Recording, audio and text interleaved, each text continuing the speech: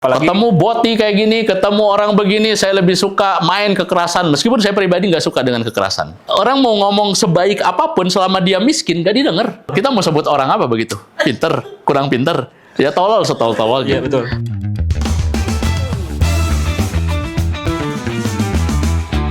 Oke, assalamualaikum warahmatullahi wabarakatuh. Balik Waalaikumsalam di channel Bumi Tauhid Indonesia, segmen Muslim Core bersama saya Erik Ibrahim dan juga Bapak Rizal di Harisman.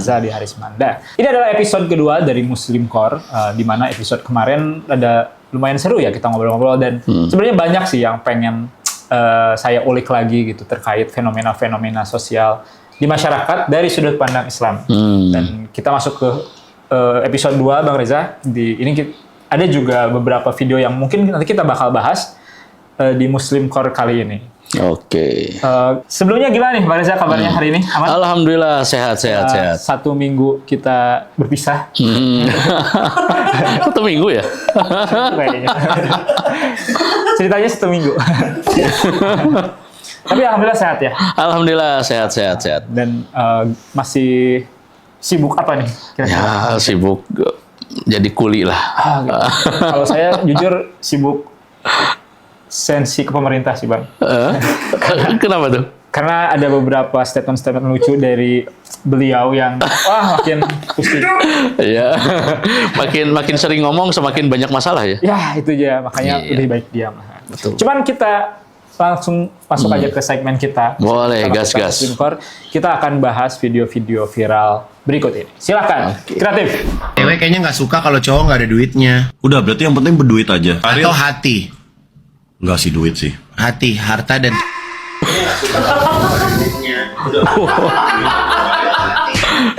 Like-nya 2,3 juta cuy. Kayaknya nggak suka kalau cowok nggak ada duitnya. Ngeri. Yo. Hati, harta, dan titik. udah stop. Sebenarnya, mohon maaf Bang Reza. Itu video tidak bisa saya sensor. Tim kreatif juga. Anda.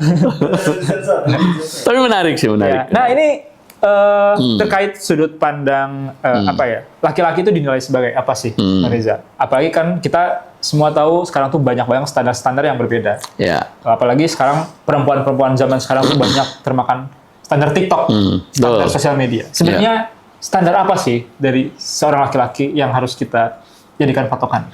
Ya ini sih menurut saya ini di antara sesuatu yang menyumbang persoalan di tengah-tengah masyarakat ya.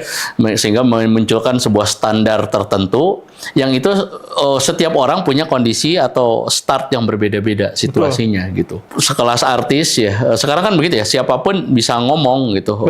Apalagi kalau dia artis, influencer, padahal dia nggak punya basic keilmuan, nggak pernah belajar tentang ilmu sosial, apalagi tidak pernah belajar tentang standar agama ya dalam konteks ini.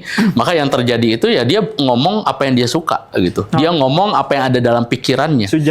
Subjektivitasnya dia. Kadang bisa jadi benar, seringkali yang salah. Yang jadi persoalan itu adalah pengaruh yang mempengaruhi kehidupan sosial dan ekonomi masyarakat. Akhirnya kemudian ya itu tadi yang disampaikan itu akhirnya menjadi sebuah standar penilaian laki-laki ya. Hati tadi ya, harta dan tit itu tadi. Kita bedah satu-satu nih ya. Yang pertama, saya suka ini. Yang pertama harta. Kehidupan materialisme seperti sekarang, segala sesuatu itu dinilai lagi-lagi akhirnya menjadi bagaimana hartanya gitu.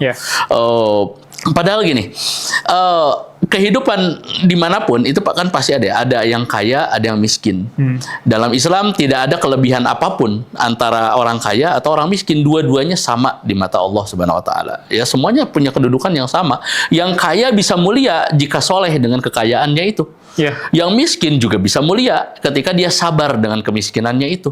Tapi yang kaya akan menjadi sehina-hinanya jika dengan kekayaan itu justru dia menjadi orang yang Allah murkai. Begitupun yang miskin sama. Yang miskin menjadi orang yang dimurkai oleh Allah jika dengan kemiskinannya itu tidak menjadikan dia itu semakin dekat dengan Allah. Jadi tidak ada value apapun antara kaya dan miskin.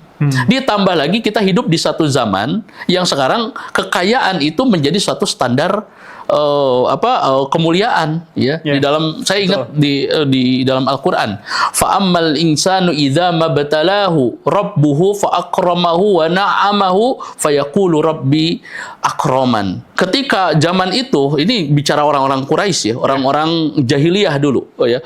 Orang itu memandang ketika dia itu dapat kemudahan, hidupnya kaya, dapat kekayaan, dia punya bergening, dia punya punya jabatan, maka orang-orang fayaqulu rabbi akraman. Orang itu mulia, orang itu hebat, orang itu terkenal, kentutnya pun menjadi merdu kan begitu. Wa amma idza mabtalahu faqadara alaihi rizqahu fayaqulu rabbi ahanan. Sebaliknya, orang itu miskin, lahir dari keluarga yatim, nggak punya apa-apa, nggak punya kedudukan, ya, fayaqulu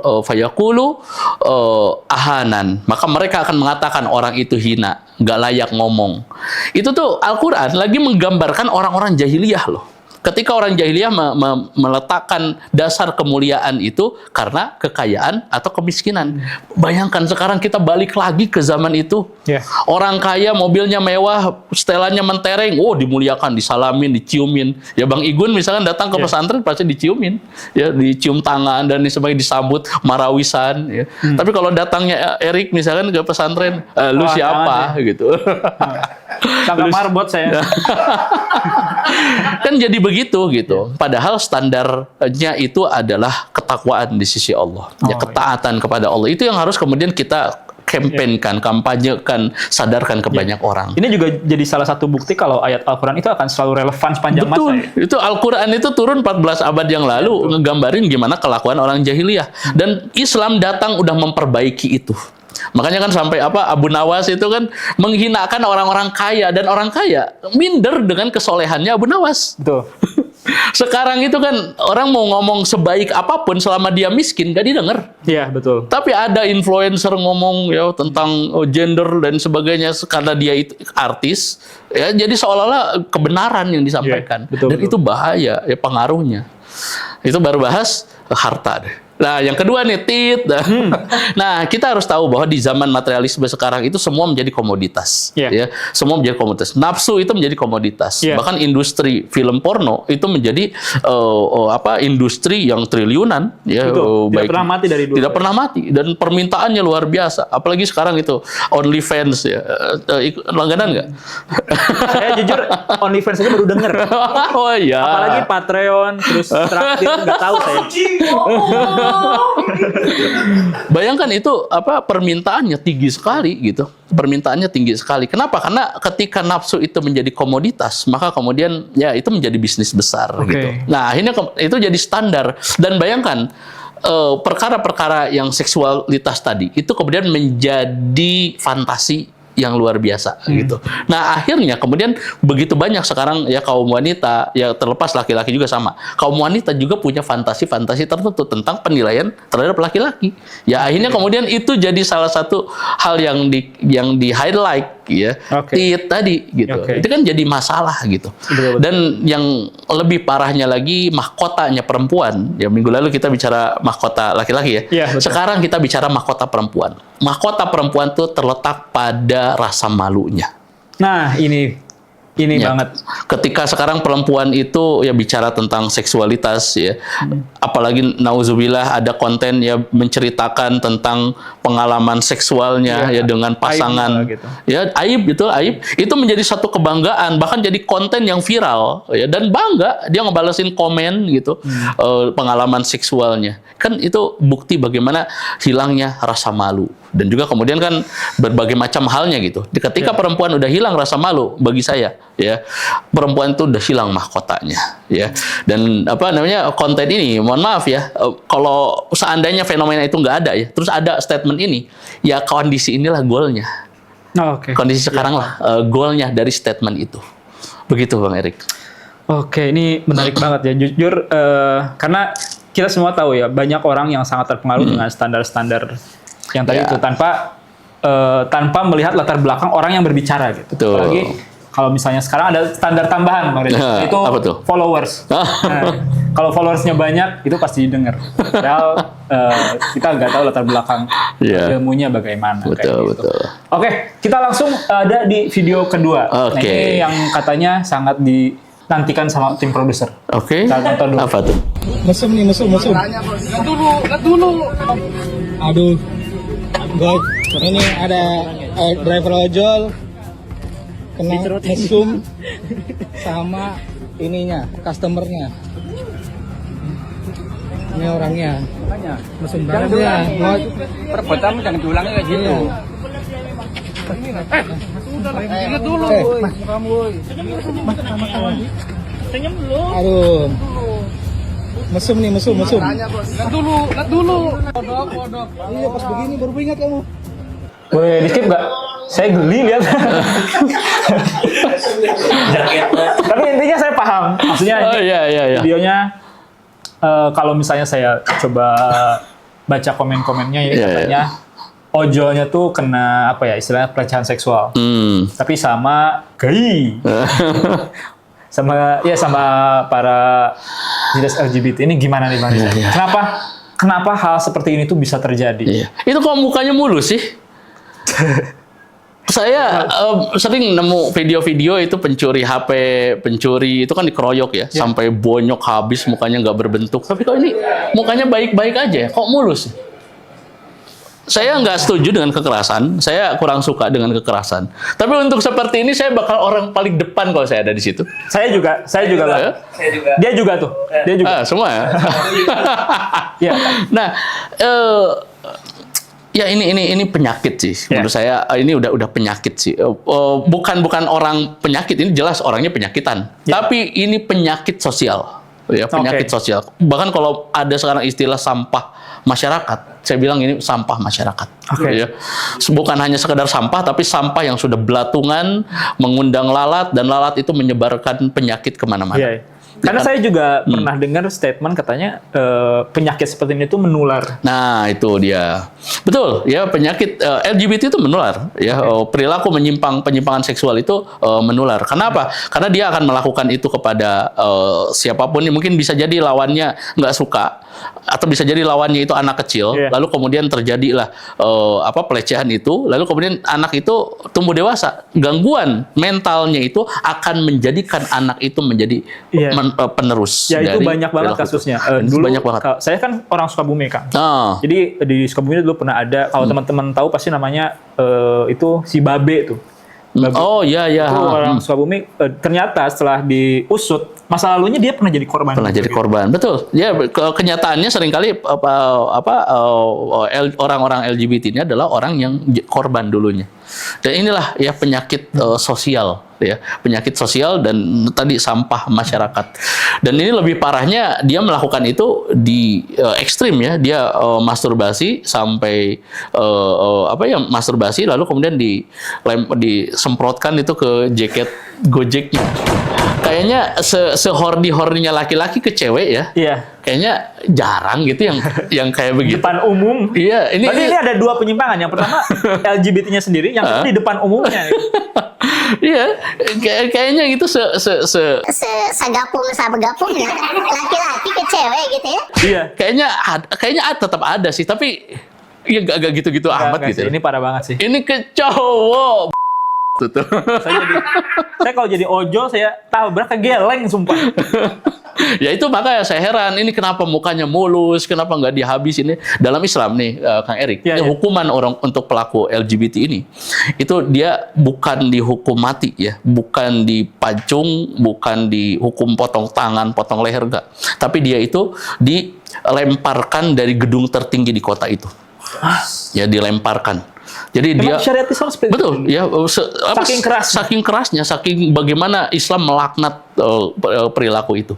Jangankan LGBT-nya ya, orang yang melambai Jadi Nabi Muhammad SAW itu pernah ada ya orang Madinah yang melambai-lambai. Padahal kemayu. Padahal belum ada indikasi kan ada orang yang melambai ya. Yang dia normal, punya anak kok, kehidupannya normal. Itu melambai itu karena mungkin ya faktor didikan, lingkungan dan sebagainya.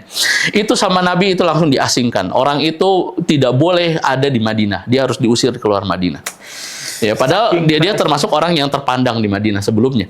Ya, saking kerasnya hukuman dalam Islam terhadap perilaku-perilaku menyimpang ini atau disorientasi seksual ini. Apalagi yang jelas-jelas dia melakukan perbuatan seperti perbuatannya kaum Sodom. Ya. Ya, selain Al-Quran begitu keras ya, menceritakan bagaimana Allah mengazab kaumnya Nabi Lut ya. Di sisi lain kemudian Islam pun mengajarkan ketika itu di dalam syariat Islam, dalam sistem Islam ditemukan orang seperti itu, maka hukuman baginya itu adalah dilemparkan di gedung tertinggi dan itu wajib ditonton. Wajib ditonton oleh masyarakat.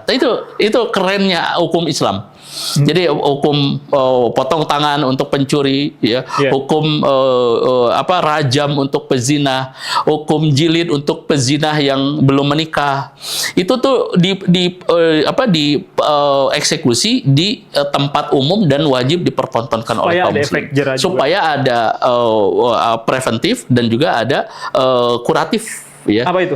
Kalau dalam Islam itu jawazir dan jawabir, ya. Pencegahan orang-orang yang mau melakukan itu tuh udah ngeri duluan. Oh, begini hukumannya, efek bro. jerah tadi itu. Betul, efek jerah. Secara teknis juga itu kuratif. Jadi betul-betul menutup pintu kemungkinan-kemungkinan itu terjadi lagi.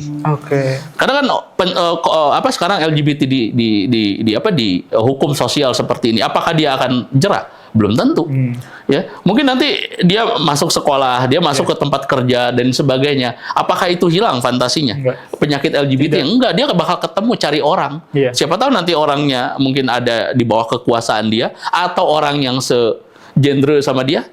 Gitu. Iya, betul. Jadi nggak ada kuratifnya hukuman sosial sekarang itu. Gitu. Betul. Ditambah lagi negara memang tidak mempersoalkan seperti ini. Nah, itu dia. Karena tiap kali kita ngomongin masalah hukum terkait hal-hal seperti ini, itu selalu berbenturan sama yang masalahnya HAM. Betul. Nah, ini pandangan Bang Reza gimana? Ya, nah itu kebebasan yang sekarang dianut ya di dalam peradaban sekuler sekarang itu adalah kebebasan yang tanpa batas. Ya, bahkan sampai ada sebuah teori ya bahwa manusia itu suci. Manusia menjadi jahat ketika manusia itu dikekang kebebasannya. Maka jika kemudian manusia ingin dikembalikan ke keadaan fitrahnya, keadaan sucinya, maka berikan dia kebebasan. Ini kan teori abad pertengahan Eropa dulu, abad kegelapan Eropa dulu. Itu. Maka itu jadi semangat liberalisme, ya semangat kebebasan. Nah, seringkali kemudian semangat kebebasan ini menunggangi ide kebebasan di dalam hak asasi manusia itu sendiri. Padahal hak asasi manusia itu harusnya kembali kepada fitrah hak manusia sebagai hak dasar manusia untuk hidup layak dan sebagainya. Jangan sampai ditunggangi oleh nilai-nilai barat atau nilai-nilai sekuler yang itu kemudian harusnya bertentangan dengan nilai-nilai Islam itu sendiri. Itu dia teman-teman. Jadi kita harus nggak boleh kompromi lah istilahnya sama hal-hal seperti ini. Apalagi ketemu boti kayak gini, ketemu orang begini, saya lebih suka main kekerasan. Meskipun saya pribadi nggak suka dengan kekerasan, ya, main kekerasan, saya dukung. Ya, kalau saya di lokasi saya paling depan. Nah, saya orang Sumatera. Ya, jadi memang hal seperti ini tidak boleh dinormalisasi sama sekali. Betul. Normalisasikan perilaku keras, tegas, dan kasar kepada makhluk-makhluk seperti ini. Saya setuju, supaya ada efek jerah. Seperti yang tadi disampaikan ya. Oke, Bang Reza, kita lanjut ke video ketiga. Ini request dari tim produser juga. Apa nih? Ya.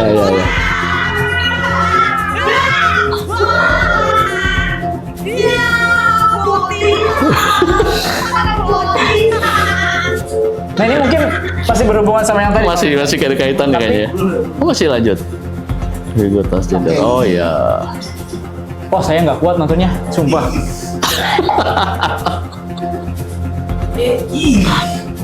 Iya ya. Ini orang tuanya nonton gimana ya? Jagonya minta dipukul.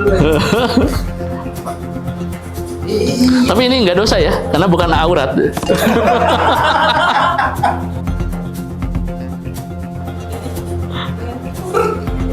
Bisa stop nggak?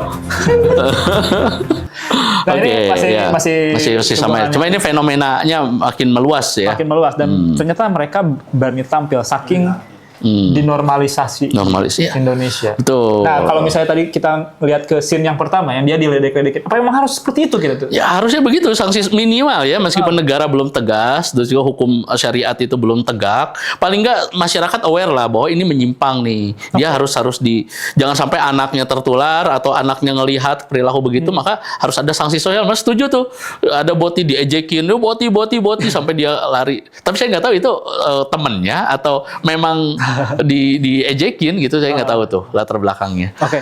Dan ini juga saya ada pertanyaan sih Bang. Banyak saya sempat beberapa kali nonton pengakuan para boti-boti ini. Itu mereka pengen merasa dikasihani karena mereka bilang saya nggak minta dilahirkan seperti ini bawaan. Nah itu gimana sih? Jadi menurut mereka takdir gitu ya? Iya, jadi menyalahkan takdir gitu.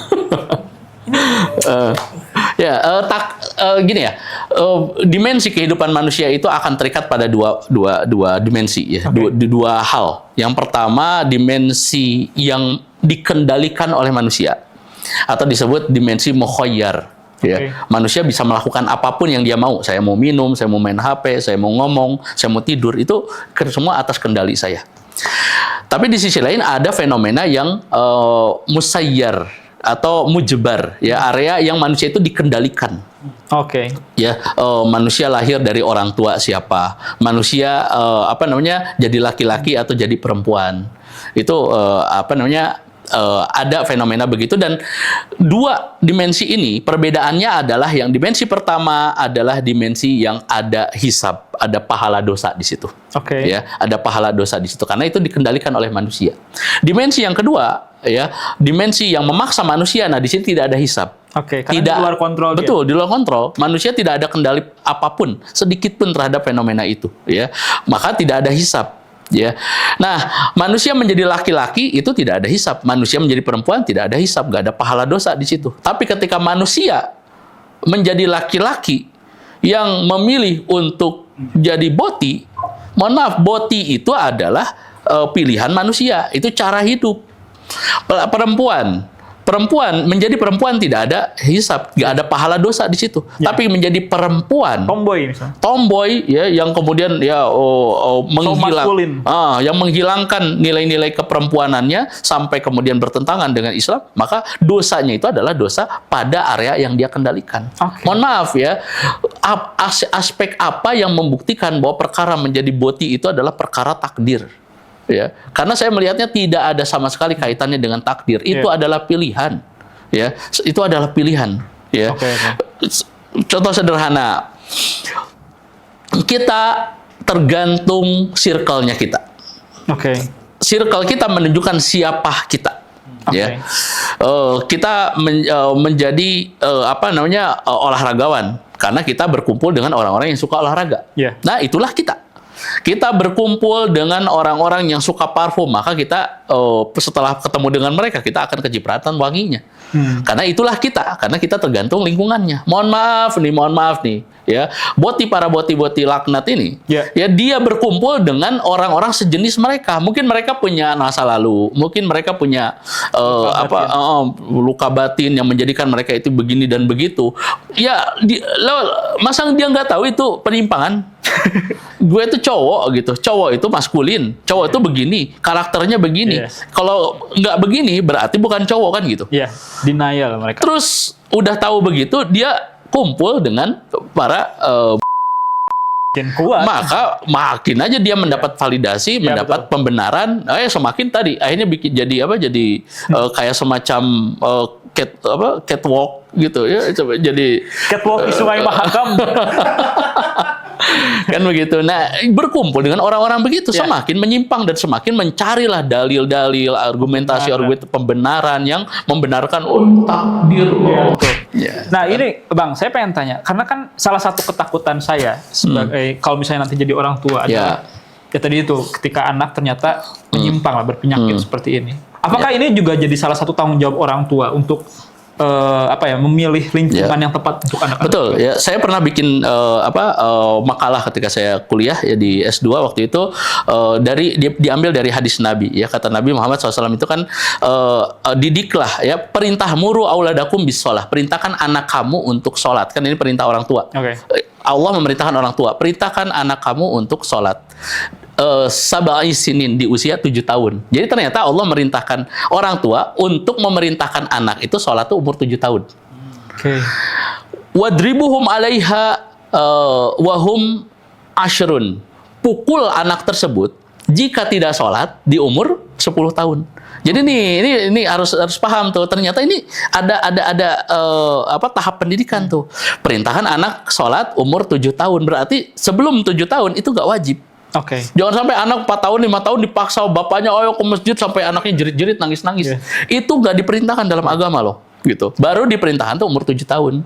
Nah, wadribuhum itu pukul anak tersebut, maka diinterpretasikan bahwa pukul itu adalah hukum. Berarti anak itu nggak sholat di bawah umur 10 tahun nggak boleh dihukum. Itu boleh menjadi opsional anak itu. Nggak ada dosa berarti untuk pukul dia. ini bukan serta-merta pukul. Yang nggak harus pukul. Tapi gitu. Hukuman atau ketegasan. Dan ternyata sholat itu kan kewajiban. Ternyata ayat itu tidak hanya berbicara, hadis tersebut tidak hanya bicara sholat, tapi kewajiban yang lain. Menutup aurat, puasa, ya hal-hal yang wajib lainnya lah. 7 tahun itu baru diajarkan. 7 tahun baru diajar. 10 tahun jika tidak melakukan itu baru boleh ada ketegasan. Hukuman, dicabut uang jajannya, dikerem di rumah, apapun itu yang menjadikan anak itu tahu bahwa gak melakukan itu rugi secara teknis gitu. Ya, dan menarik di lanjutan hadis itu. Kata Nabi SAW dikatakan wa fariqu bainahum fil madaji'. Pisahkan anak-anak tersebut, laki-laki dan perempuan, madoji, tempat tidurnya. Itu kan sebenarnya maknanya itu adalah pisahkan segala sesuatu yang berkaitan dengan laki-laki dan perempuan, jangan disamakan. Kalau dikasih baju, jangan disamain anak laki-laki sama anak perempuan. Kalau dikasih mainan, jangan disamain antara anak laki-laki dan anak perempuan. Kalau dikasih hadiah apapun, kan perempuan ya mungkin hadiahnya model-modelan perempuan. Yang lucu-lucu. Boneka lucu-lucu, warnanya. Kan nuansanya beda. Laki-laki pun dibedain. Nah, itu dari kecil loh. Ya, Nabi sudah memerintahkan untuk memperlakukan anak laki-laki dan perempuan itu berbeda, jangan sama. Nah, mungkin memang ada aja tuh orang tua yang mungkin mengharap-harap pengen anak perempuan gitu. Ternyata yang brojol laki-laki. Nah, itu juga. Nah, kadang-kadang kan itu jadi salah satu sumber ya kenapa melahirkan anak yang gemulai. Karena ekspektasi orang tua cewek yang brojol cowok gitu. Akhirnya kemudian udah kadung ya pakaian yang disiapkan sebelum lahir. Ya udah pakai aja lah, dipakai itu pakaian cewek. Jadi bisa jadi salah satu tanggung jawab orang tua ya. Betul, itu kewajiban orang tua. Itu benteng pertamanya. Ya, benteng pertamanya. Nah, jika benteng pertama itu lemah, benteng pertama itu lengah, anak itu akan menghadapi masa balik. Ya, kalau dalam Islam balik itu kan mulai berakal dia, mulai bisa membedakan ini benar, ini salah, ini baik, buruk. Dia mempertanyakan orientasi hidup saya apa, saya untuk apa, setelah mati saya kemana, sebelum hidup saya itu bagaimana, ya saya lahir bagaimana prosesnya itu yang disebut sebagai akidah. Ya. Akidah itu akan mempertanyakan eksistensi dia seperti apa sih di dunia setelah dunia, nah gitu ya.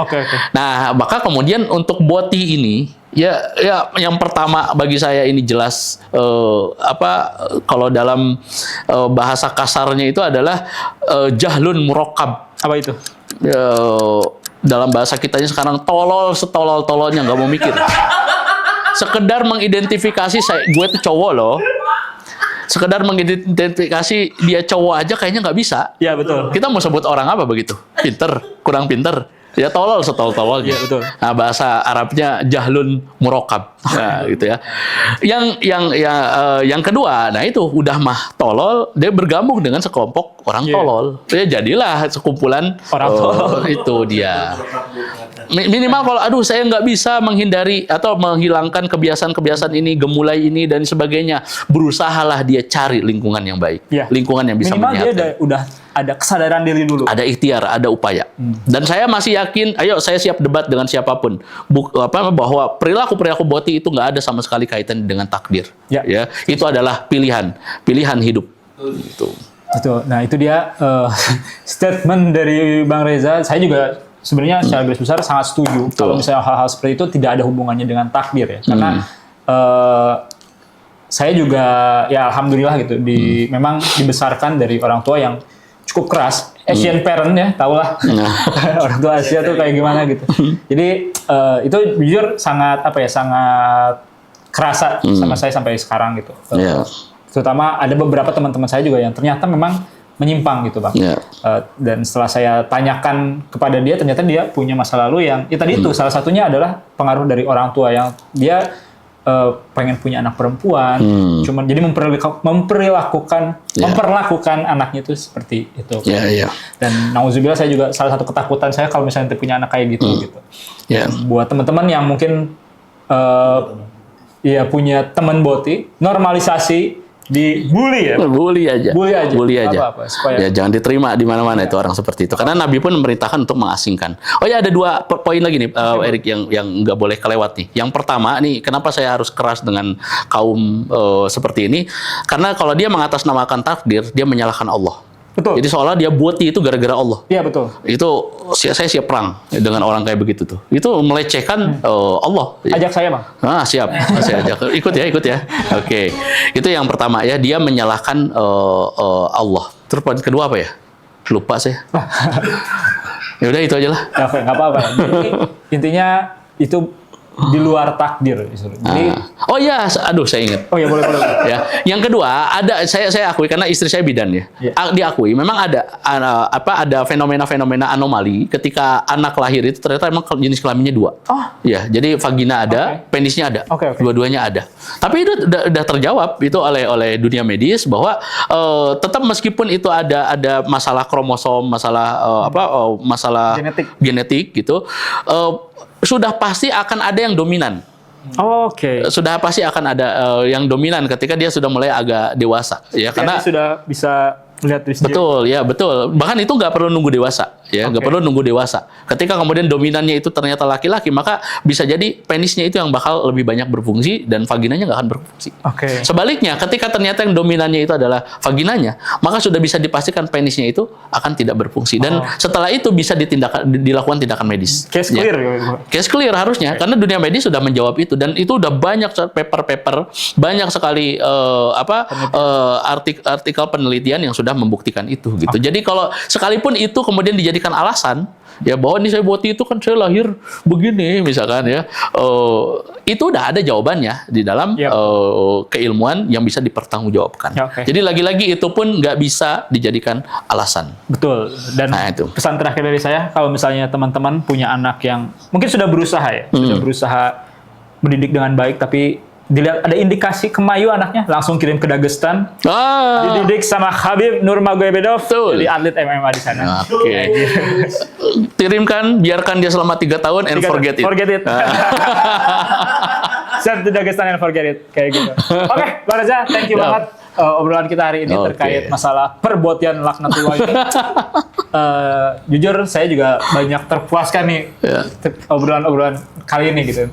Dan buat teman-teman semua jangan lupa kita akan selalu hadirkan video-video viral di Muslim Core dan kita akan bahas dari sudut pandang Islam. Gimana sih Islam memandang tren-tren yang ada atau mungkin fenomena-fenomena yang ada. Jangan lupa like dan juga share video ini ke teman-teman kalian dan juga subscribe channel Bumi Tauhid Indonesia. Komen ya, kita diskusi. Ya, itu dia. Kita para Boti kalau mau komen, ayo kita debat. Debat di bawah. Oke, segitu aja video kali ini. Saya Erik Ibrahim dan juga Rizaldi Harisman. Pamit undur diri. Assalamualaikum warahmatullahi wabarakatuh. Waalaikumsalam.